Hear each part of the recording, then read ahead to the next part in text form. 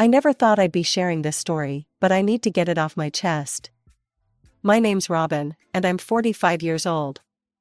I own a pretty successful restaurant in the city, something I built from the ground up and am genuinely proud of.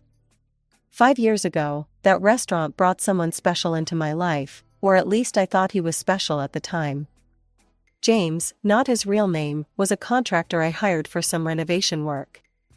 He was charming, hardworking, and had these kind eyes that made me feel like I could trust him. During the renovations, we started talking more and more. He told me about his daughter, Lisa, who was 13 at the time, and how he'd been raising her alone since his ex-wife lost custody due to her drinking problem. I found myself looking forward to our meetings, and eventually, James asked me out for coffee. That coffee turned into dinner, dinner turned into dating, and before I knew it, we were talking about marriage. Everything seemed perfect. James was attentive, Lisa was sweet, and I felt like I'd finally found the family I'd always wanted. We got married a year after we started dating. James and Lisa moved into my house, and at first, everything was wonderful. I threw myself into being the best stepmom I could be. Lisa and I would cook together, go shopping, and I made sure she had everything she needed. I paid for family vacations, bought her clothes, and tried to give her the kind of life I wished I'd had at her age. Lisa did see her mom occasionally, something I wasn't totally comfortable with, given what I knew about her history. Apparently, she'd almost burned their house down multiple times while drunk, which is why she lost custody. But James insisted it was important for Lisa to maintain that connection, and her mom had supposedly gotten sober.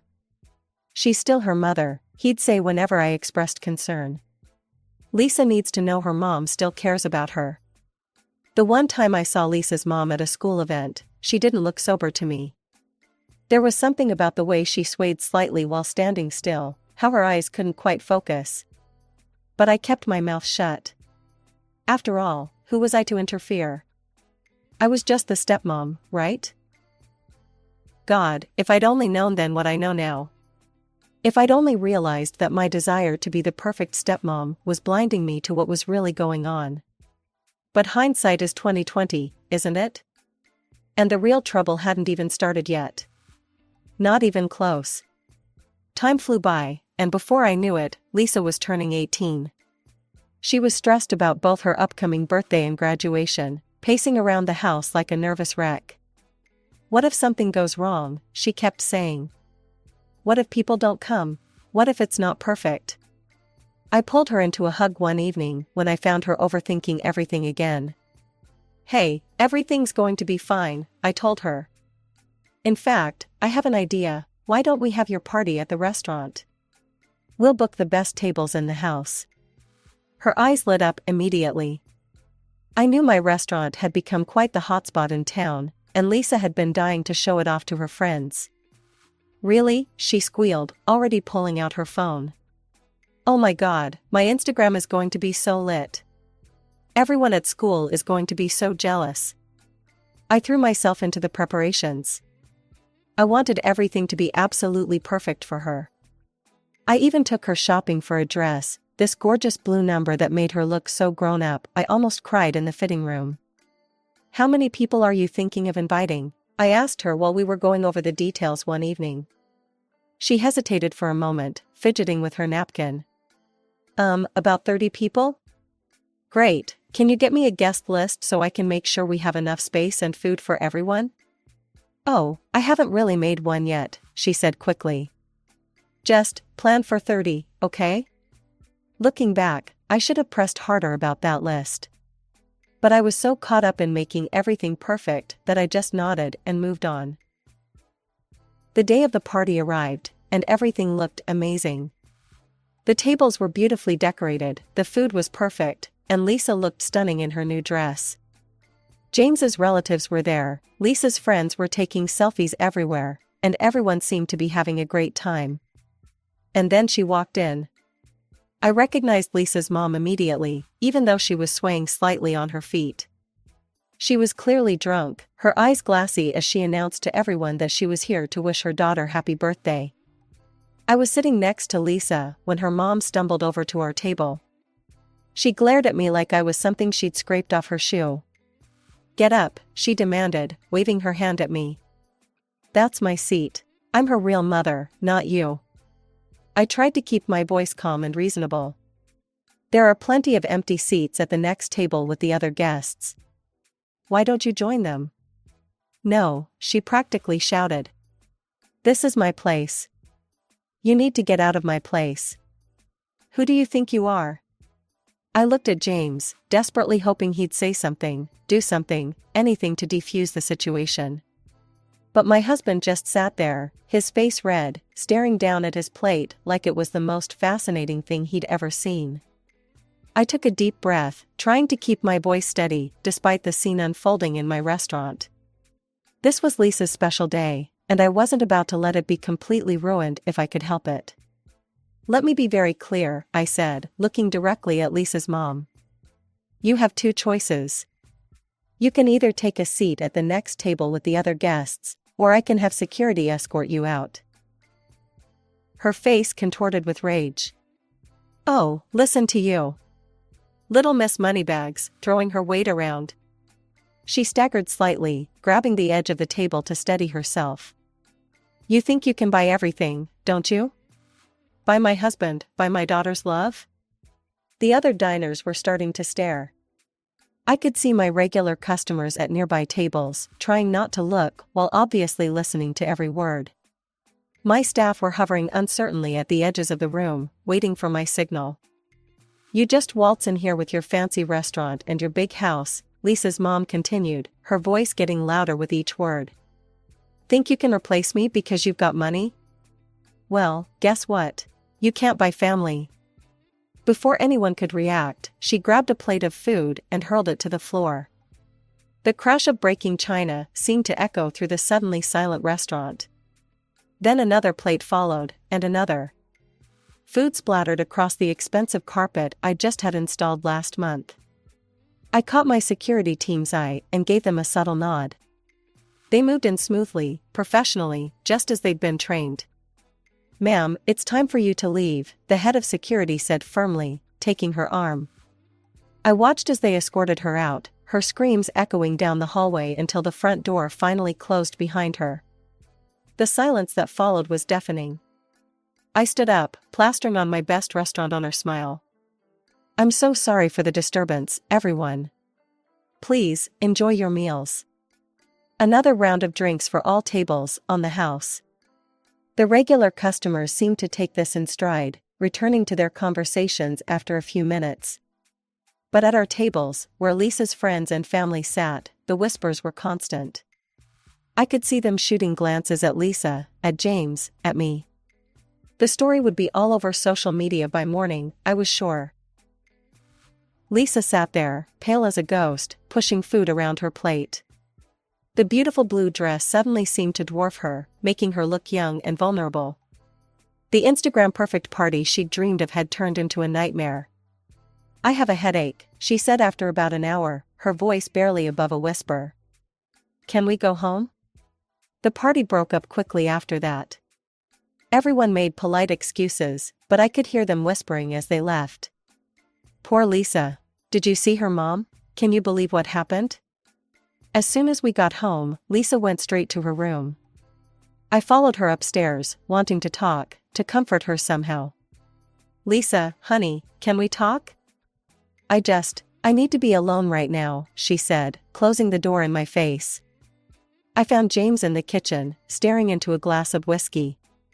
Did you invite her? I asked quietly. Did you tell your ex-wife about the party? He shook his head. No. I wouldn't do that. And suddenly it all clicked, why Lisa had been so evasive about the guest list, why she'd refused to show it to me. She had invited her mother herself. Despite everything, despite the history, despite the custody issues, she'd wanted her mom there. The morning after the birthday disaster, Lisa came down to breakfast looking like she hadn't slept at all. She slid into her usual chair, not making eye contact with anyone. How are you feeling, sweetie? I asked, trying to keep my voice light and normal. Fine, she muttered, staring at her cereal bowl. And that was it. One word. The days that followed were like living in a ghost house. Lisa went from being my chatty, bubbly stepdaughter to practically a stranger. Whenever I walked into a room where she was talking with James, she'd immediately clam up. It was like someone had hit a mute button. I tried to talk to James about it one night after Lisa had gone to bed. Don't you think we should do something? Maybe get her to talk to someone? He just waved his hand dismissively. She's fine. She's just processing what happened. Give her space. But it wasn't fine. Nothing about this was fine. Despite the tension at home, we all showed up for Lisa's graduation ceremony. James and I sat in the audience, and I clapped until my hands hurt when they called her name. She looked beautiful in her cap and gown, and for a moment, when she glanced our way and smiled, I thought maybe things were finally getting better.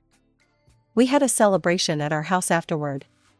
I'd ordered all of Lisa's favorite dishes from the restaurant, the mushroom risotto she loved, those little crab cakes she always stole from the kitchen when she visited me at work, even that ridiculous chocolate cake that takes 3 days to make properly. Her classmates came over, and the house was full of laughter and excited chatter about college plans and summer vacations. For a few hours, it felt almost normal again. Lisa was smiling, talking, looking like her old self. I started to relax, thinking maybe we'd turned a corner. Then her phone rang. Lisa stepped into the hallway to answer it, but came back a few minutes later with a determined look on her face. She walked straight up to me, the first time she'd voluntarily approached me in days. "My mom's coming over," she announced. "She wants to congratulate me on graduating." My stomach dropped. "Absolutely not," I said, memories of the birthday disaster still fresh in my mind. "Lisa, think about what happened at your birthday. She showed up drunk, caused a scene, destroyed property. That was your fault." Lisa cut me off, her voice rising. "None of that would have happened if you'd just given up your seat to her. She's my real mom, you should have just moved." I stood there, feeling like I'd been slapped. All this time, all these days of silence, and this was what she'd been thinking? That I was the one to blame? I turned to James, desperately hoping he'd finally step up and be the father his daughter needed. "James, please. Tell her. Tell her how inappropriate her mother's behavior was at the birthday party." But James just sat there, examining his shoes like they held the secrets of the universe. The same deafening silence I'd gotten used to lately. The same cowardly retreat I'd seen at the restaurant. Something inside me snapped. 5 years of trying to be the perfect stepmom, of walking on eggshells, of making excuses for everyone else's behavior, it all came pouring out. "Listen," I said to Lisa. "That was my restaurant. I arranged that entire party for you. I bought you that dress you wanted so badly. I did everything I could to make it perfect. And your mother? She showed up drunk, caused a scene, and destroyed property. She didn't even bring you a present, Lisa. All she brought was chaos and embarrassment." Lisa's face went from angry to furious in an instant. "Oh my God, here we go," she shouted, throwing her hands up. "It's always about the money with you, isn't it? I paid for this, I bought that. You think because you have money, you can control everyone and everything." She spun around to face her classmates, who were standing awkwardly in our living room, clearly wishing they were anywhere else. "My real mom will be here soon," she announced with a bitter laugh. "It'll be nice to finally have a normal person here instead of this." She gestured at me like I was something disgusting she'd found on the bottom of her shoe. "Your mother is not coming into this house," I said firmly, trying to keep my voice steady despite the anger and hurt building inside me. "Not after what happened at the restaurant." That was when Lisa completely lost it. Her face turned red, and she started screaming at me in front of everyone. "You're not my mother," she shrieked. "You're nothing to me. You're nobody. Who do you think you are to tell me what to do? Keep your filthy nose out of my business. You're just some woman my dad married for her money." The room went dead silent. I could see Lisa's friends shifting uncomfortably, some staring at their phones, others finding the ceiling suddenly fascinating. Lisa turned to her friends, her voice dripping with venom. "Let's get out of here." I don't want to celebrate in her house anyway." She emphasized the word her like it was something dirty. They all filed out quickly, nobody making eye contact with me. The front door slammed so hard the windows rattled. I stood there in my empty living room, surrounded by half-eaten food and abandoned plates, feeling like I'd been hit by a truck. Surely now, finally, James would say something. He'd have to stand up for me after this, right? James cleared his throat. When he spoke, his voice was cold and hard. "You had no right to throw the house and money in her face like that. You didn't need to remind her that this is your house and your money paid for everything." That was low. I stared at him, feeling like I was seeing him clearly for the first time. "Are you kidding me right now? Where were you when your ex-wife was throwing plates around my restaurant? Where were you just now when your daughter was screaming insults at me in front of her entire graduating class? You're the adult here," he snapped. "You should know better than to get into arguments with a teenager. And you should know better than to bury your head in the sand like a coward," I shot back. "But that's what you do, isn't it? You just sit there silently while your ex-wife and your daughter treat me like garbage. Well, guess what? I'm done being everyone's punching bag." James's face turned an even darker shade of red. Without another word, he stormed off upstairs.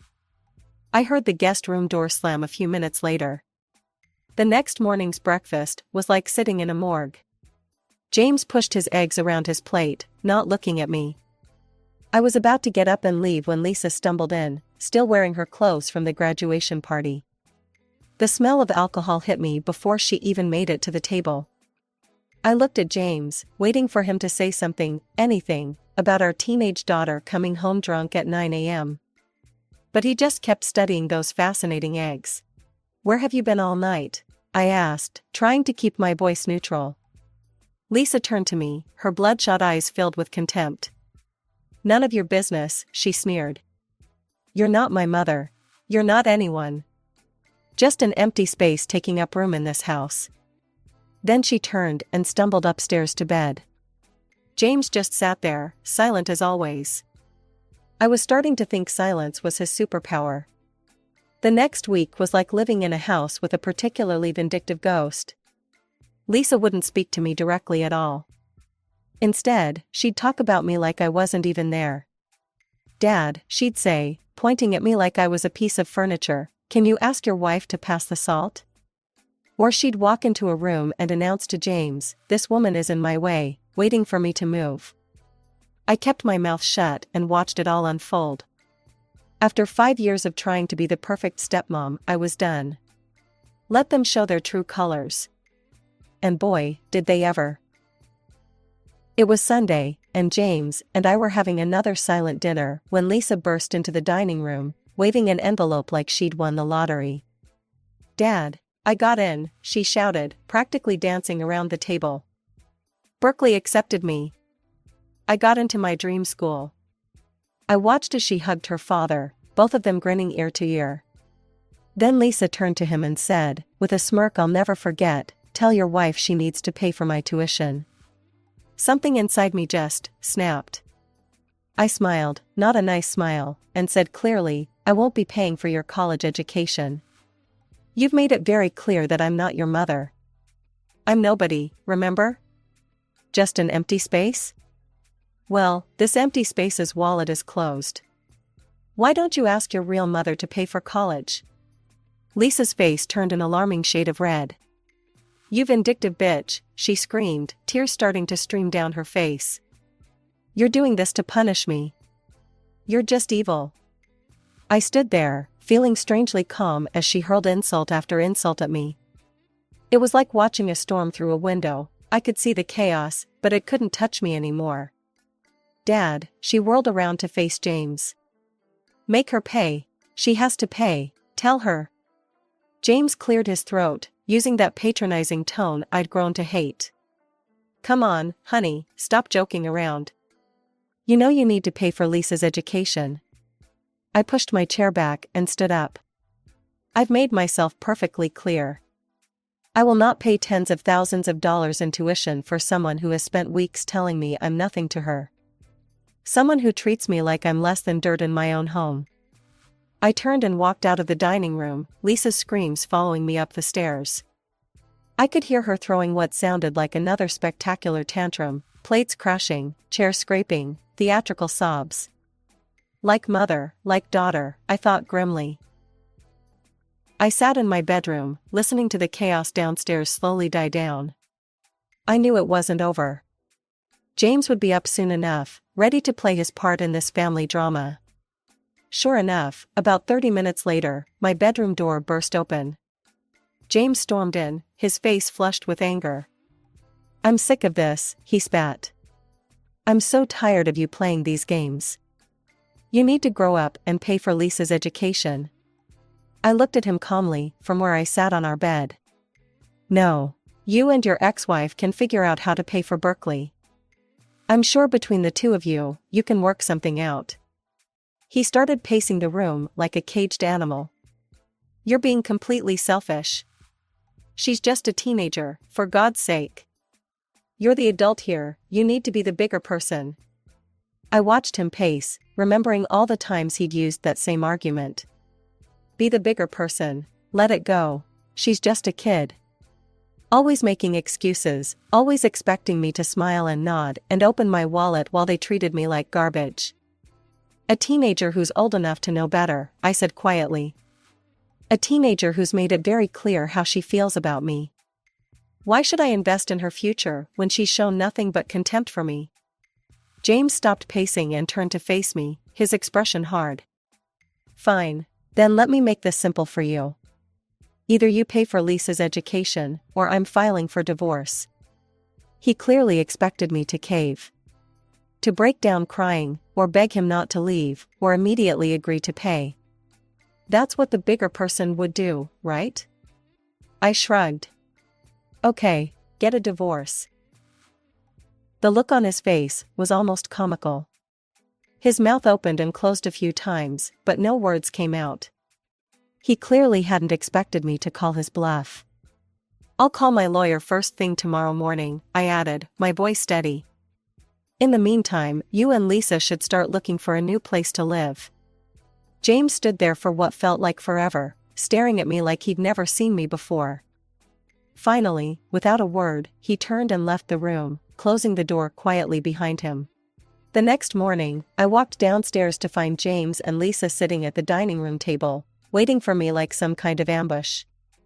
The scene was perfectly staged at Lisa with her red-rimmed eyes, James with his practiced concerned father expression.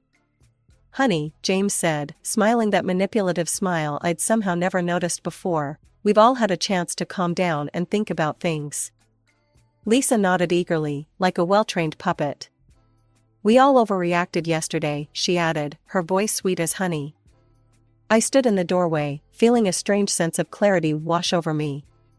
It was like I was seeing them both for the first time, really seeing them. "The thing is," James continued, his voice taking on that reasonable tone he used when he wanted something, "we're family. Families fight, but they also make up. And since you were the one who escalated things with this college situation, it would mean a lot if you took the first step toward reconciliation." Lisa jumped in right on cue. "Yeah, and if you helped with tuition, it would show that you're really sorry and want to make things right." I almost laughed. They really thought they could manipulate me this easily? That all it would take was some fake remorse and practiced lines about family? "Actually," I said, pulling out my phone, "I just got off the phone with my lawyer 5 minutes ago. The divorce papers should be ready by this afternoon." The change in their expressions was instantaneous. Lisa's sweet smile vanished, replaced by shock. James's face turned that familiar shade of angry red. I turned to Lisa. "Congratulations. You won't have to deal with your not mother interfering in your life anymore. Isn't that what you wanted?"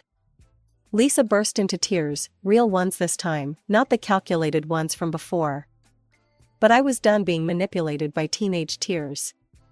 James stood up so fast, his chair fell over. Without a word, he stormed upstairs. I could hear him yanking drawers open, slamming closet doors. They packed in silence. No more manipulative speeches, no more fake tears. Just the sound of suitcases being filled and doors being slammed. I thought that would be the end of it. I was wrong. The messages started that night. First from James. We all said things we regret. Let's talk about this like adults. Then from Lisa. I'm sorry if I hurt your feelings, but you're being really unfair about college. When I didn't respond, they got nastier. You're destroying this family with your stubbornness. I hope you're happy being alone with your money. You'll regret this when you're old and have nobody.